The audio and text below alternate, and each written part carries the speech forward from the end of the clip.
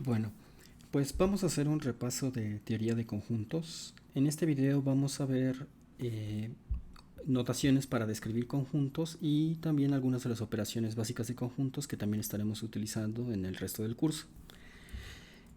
Entonces, primero que nada, es importante que recuerden la notación que hay para conjuntos que son bastante comunes. Para empezar, pues este es el símbolo para el conjunto vacío. Recuerden que el conjunto vacío pues es este conjunto que no tiene ningún elemento.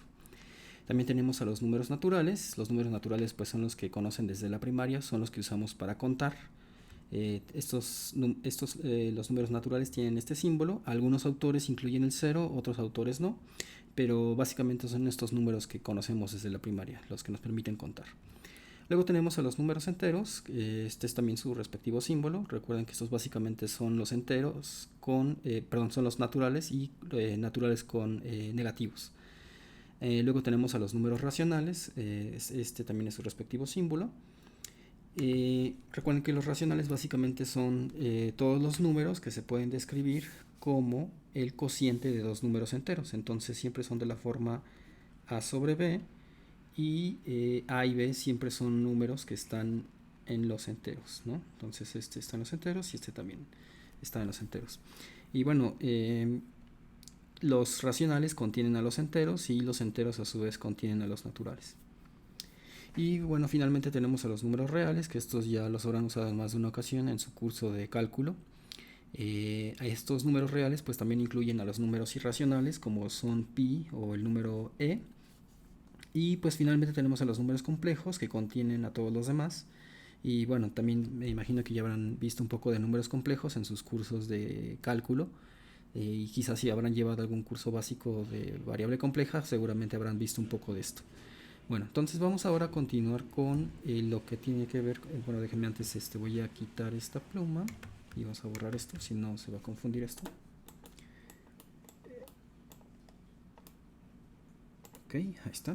Y ahora sí. Vamos a continuar. Y también vamos a estar usando mucho esta notación. Ya les había explicado un poco de esta notación de pertenencia. Este símbolo se usa para denotar que un elemento está en un conjunto. Por ejemplo, el número pi es un número que es irracional, pero es un número que está en los reales. También está obviamente el número 5. Y este otro símbolo es un símbolo que se usa mucho para denotar que un conjunto es un subconjunto de otro conjunto. Por ejemplo, en este caso estamos diciendo que el conjunto A es un subconjunto del conjunto de los números naturales. Aquí lo importante de esta notación es que noten que tiene esta barrita de aquí abajo. Esta barrita de aquí, esta barrita básicamente nos dice que el conjunto que está a la izquierda, en este caso el conjunto A, podría ser un subconjunto que en el sentido estricto tenga menos elementos que los naturales, o podría ser que sea un conjunto que sea igual al número de los naturales. Si no especificamos exactamente quién es este conjunto A, pues este símbolo nos dice que existe esa posibilidad de que este conjunto A pueda ser igual a los números naturales. En particular, también es válido decir que el conjunto de los naturales o cualquier otro conjunto se contiene a sí mismo, ¿sí? Y tenemos esta otra notación que es para señalar cuando un conjunto es estrictamente es un subconjunto de otro conjunto. Por ejemplo, en los naturales, pues en los naturales está contenido este conjunto, lo que contiene el número 1, el 2 y el 3. Evidentemente este es un conjunto que está contenido en los naturales y que además no tiene no tiene todos los enteros, perdón, a todos los naturales. Entonces es un subconjunto que es estrictamente menor al conjunto de los naturales, y en ese caso usamos este símbolo. Si se fijan, a diferencia del símbolo de acá arriba, este ya no tiene la rayita esta de aquí abajo. Y finalmente tenemos otro símbolo que usamos mucho para indicar que el conjunto que está a la izquierda no es un subconjunto del conjunto que está a la derecha. En este caso, por ejemplo, si se fijan, este conjunto que consta del 1, el 2 y el 3, y además del número pi, no está contenido en los naturales.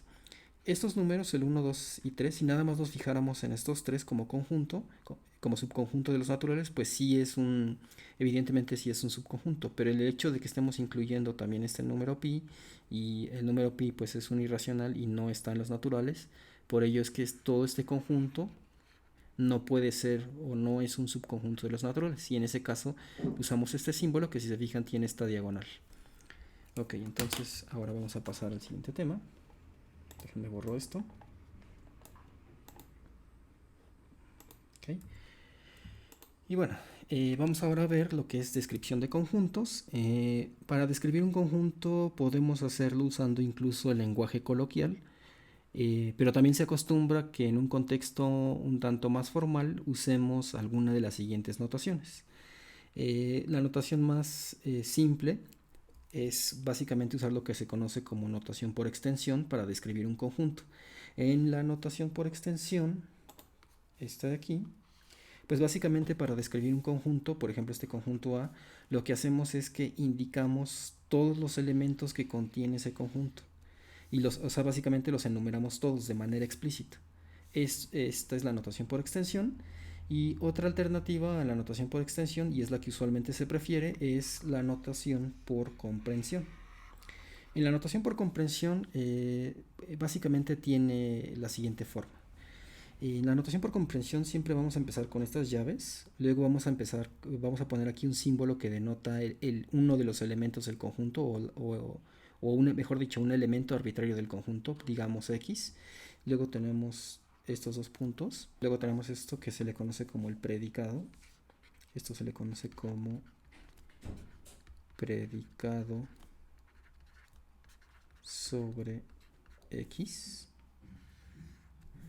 Y este predicado sobre X básicamente es un enunciado que nos dice qué propiedades debe de cumplir los elementos que son de este conjunto.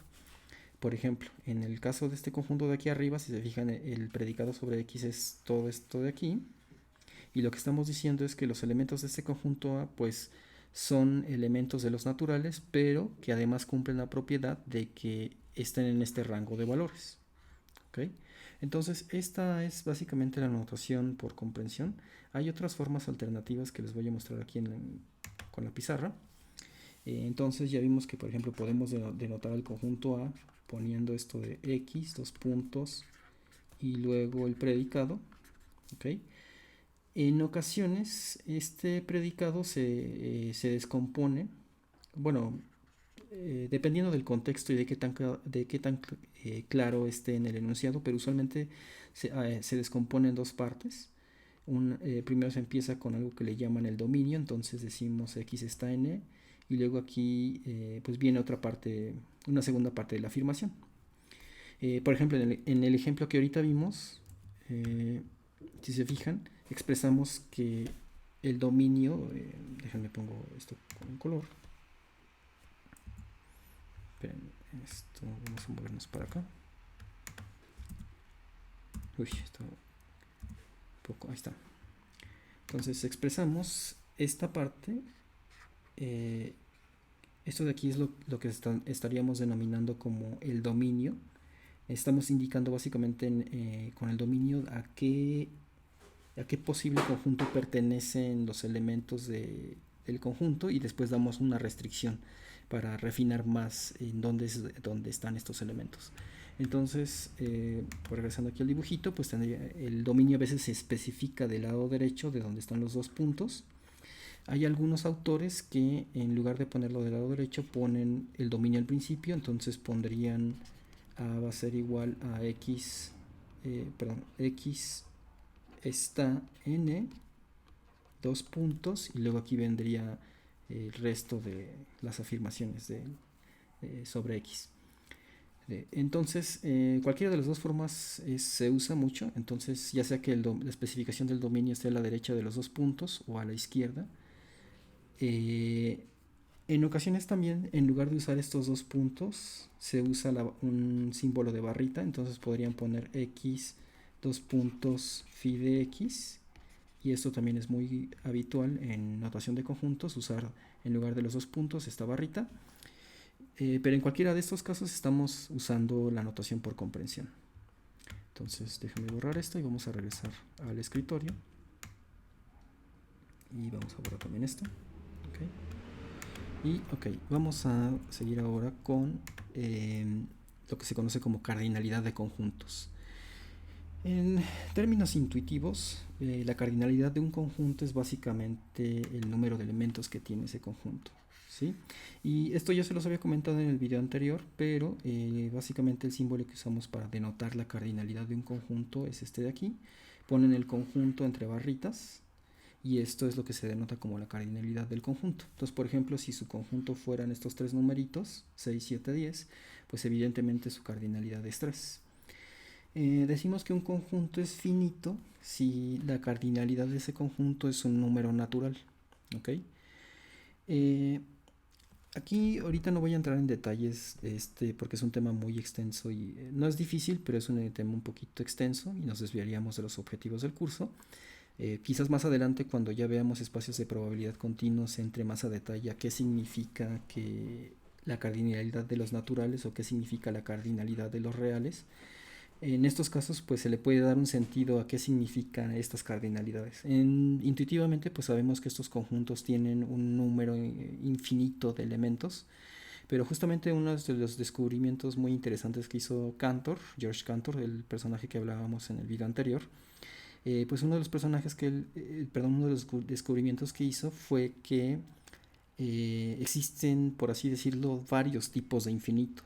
Hay, hablando de una manera muy burda, hay infinitos más grandes que otros infinitos. Entonces, ahí es donde entra este concepto de que hablamos de cardinalidades que se equiparan con el continuo y cosas por el estilo. Pero como ahora en esta primera parte del curso vamos a estar trabajando con lo que se conoce como conjuntos finitos, pues esta definición de cardinalidad nos basta.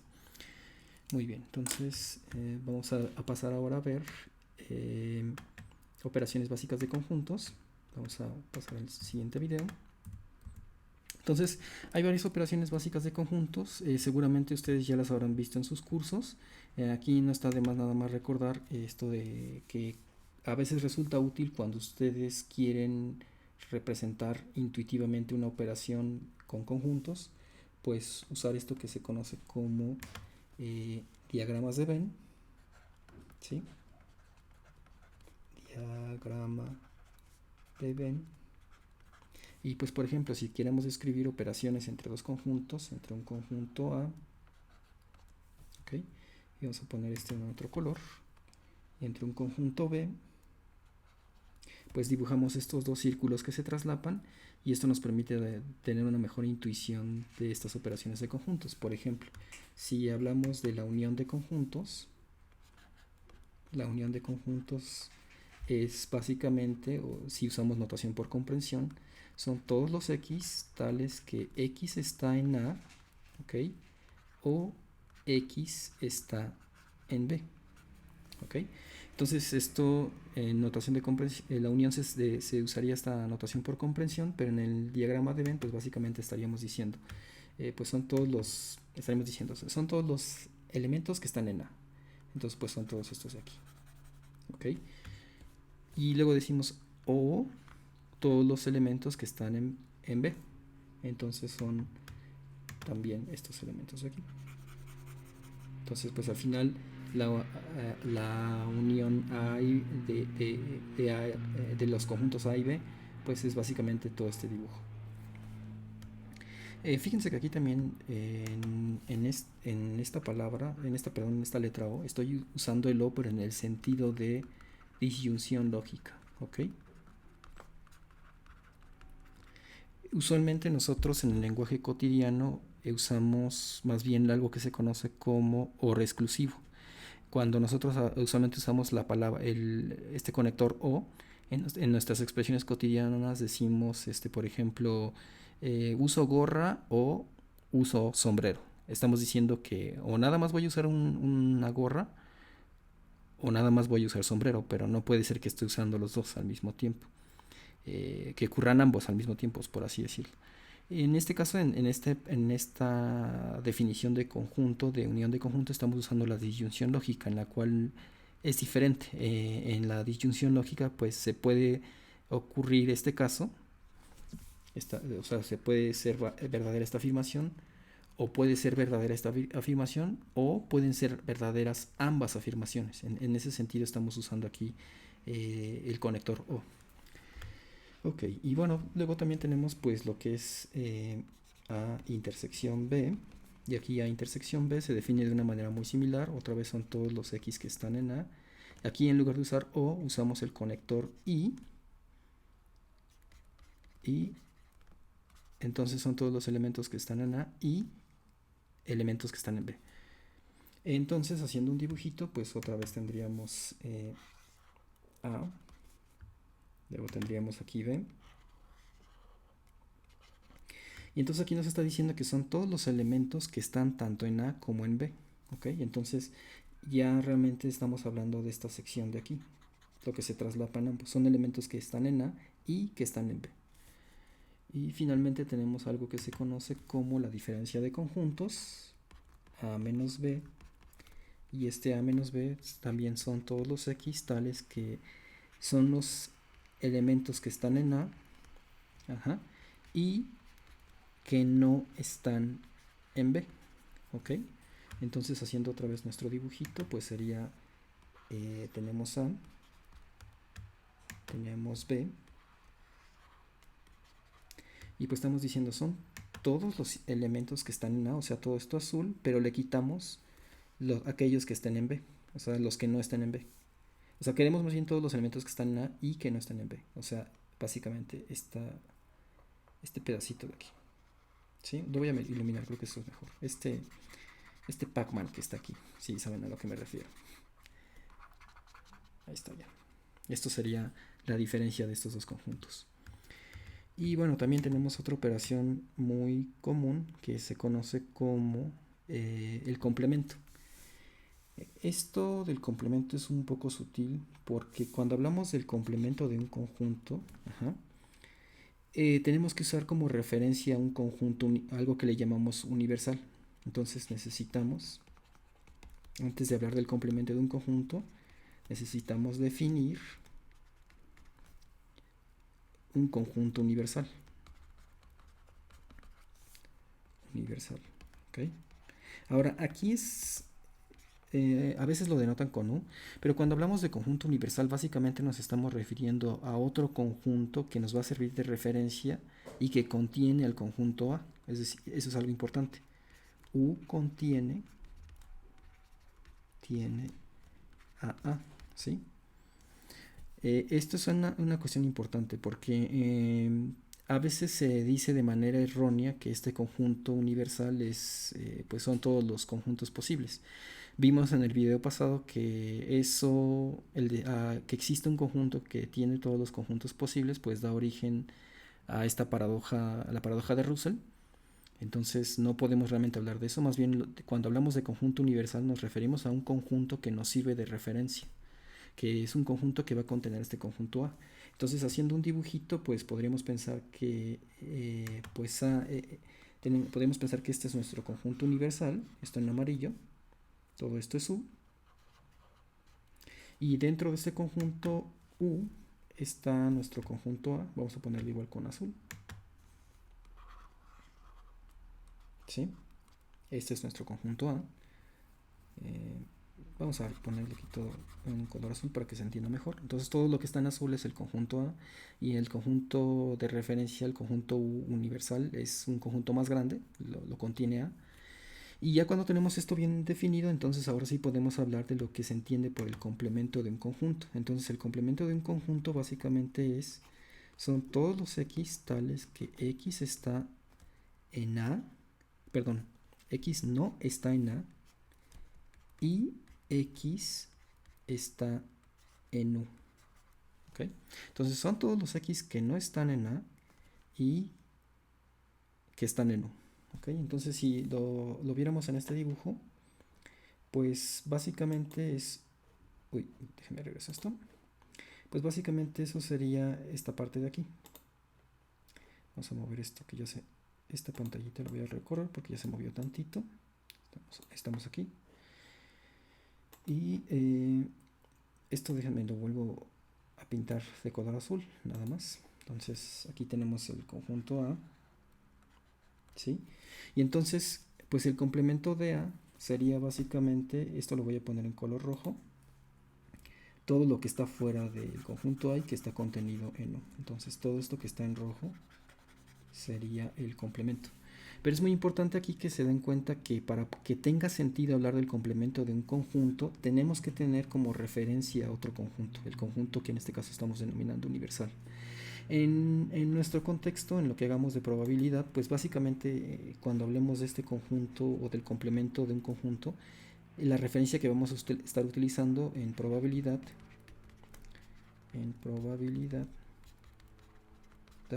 usaremos el espacio de probabilidad.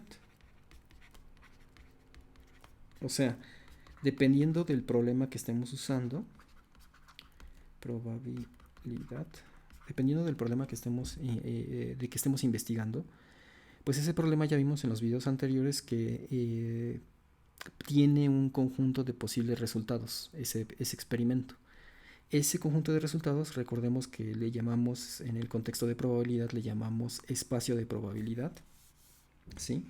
Y ese espacio de probabilidad, que lo podemos representar como un conjunto, pues va a ser este conjunto universal U de nuestro experimento. Y tomando como referencia ese conjunto, pues ya tiene sentido hablar del complemento de un conjunto. Y bueno, ya con todas estas especificaciones, pues no es muy difícil probar o entender que el complemento del complemento, ¿sí?, es básicamente el mismo conjunto. ¿Ok? Bueno, aquí también se me estaba pasando otro detalle importante antes de que pasemos esta parte. Pero si se fijan realmente lo que estamos diciendo con esta definición de A complemento, como si lo revisamos con cuidado, si se fijan, lo que estamos diciendo es que A complemento es realmente la diferencia de conjuntos de este conjunto de referencia, el conjunto universal, y el conjunto A. ¿Ok? Esto es realmente lo que entendemos por el complemento. Entonces ahora sí, regresando a esta parte, de por qué es cierto esto de aquí, vamos a pintar esto en otro color. Vamos a buscar este de aquí. Vamos a usar este lapicito. Entonces, ¿por qué es cierta esta afirmación? Ok. Esto es básicamente porque, de acuerdo a la definición del complemento de un conjunto, pues la definición del complemento de un conjunto es básicamente tomamos el conjunto universal y le restamos al conjunto al que le estemos aplicando el complemento, que en este caso fue A. Entonces, si tomamos el complemento del complemento, pues de acuerdo a la definición, vamos a poner que esto es básicamente una demostración.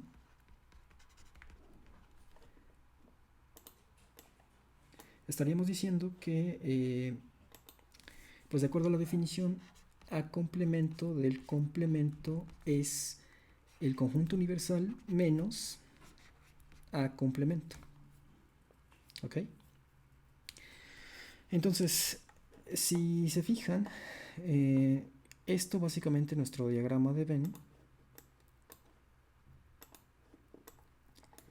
estaríamos diciendo que nos fijamos en todo este conjunto universal, nos fijamos en el complemento de A, que es esto rojo, y eso rojo se lo quitamos al conjunto universal. Entonces, al quitarle lo rojo, pues nos va a quedar nada más este conjunto en azul, ¿sí? Es decir, nos va a quedar A otra vez. Esto lo podríamos demostrar aquí de una manera formal, usando justamente la notación por comprensión del conjunto. Pero me parece que con esta explicación un tanto intuitiva ya se entiende lo que quiero ilustrar con esto del complemento del complemento. Entonces yo creo que lo voy a dejar aquí esta parte, y me parece que ya se entiende intuitivamente por qué el complemento del complemento, tomando en cuenta esto de que estamos usando como referencia este conjunto U, pues tiene que ser el mismo conjunto A. ¿Ok? Entonces, regresando a esto de las operaciones básicas de conjuntos, pues ya les expliqué la unión, la intersección, la diferencia, el complemento de conjuntos. Está también esto que se conoce como el producto cartesiano. Seguramente ya habrán utilizado esto del conjunto cartesiano, pero básicamente son pares ordenados, tales que el primer elemento es parte del primer conjunto y B es un elemento que es del conjunto B. ¿sí? Entonces, por ejemplo, regresando otra vez a nuestra clásica pizarra, si tuviéramos, por ejemplo, A igual a 1, 2 y B fuera igual a, por ejemplo, XY, ¿ok? Entonces A cruz B, pues básicamente son los pares 1X, 1Y, luego es 2X, 2Y. ¿Okay? Entonces, como pueden ver, el producto cartesiano, pues básicamente es poner todos los elementos de A con todos los elementos de B en pares ordenados, que es lo que hice aquí, básicamente. Y regresando otra vez a esto de las operaciones, tenemos otra operación que es muy importante, que también estaremos utilizando, que es la operación del conjunto potencia. El conjunto potencia básicamente es el conjunto de todos los subconjuntos de A. Noten que aquí no estamos entrando en contradicciones raras como los que comentaba en el video anterior. En el video anterior la paradoja surge cuando tenemos esta idea de que puede existir un conjunto que contiene a todos los conjuntos. Aquí más bien lo que estamos diciendo es que de un conjunto específico, muy específico, un conjunto A, nos fijamos en todos los subconjuntos que tiene ese conjunto, ¿ok? Entonces esto igual se entiende mejor con un dibujito. Vamos a regresar aquí a la pizarra y por ejemplo si pongo A igual a 1, 2, 3, ¿sí? El conjunto potencia de A pues son todos los subconjuntos de A.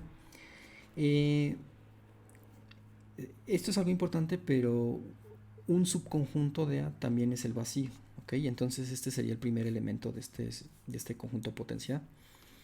Otro elemento de este conjunto potencia pues serían todos los subconjuntos de A que son de tamaño 1. Entonces estaría el conjunto que nada más tiene el 1, estaría otro que nada más tiene, aquí era 2, disculpen, 2.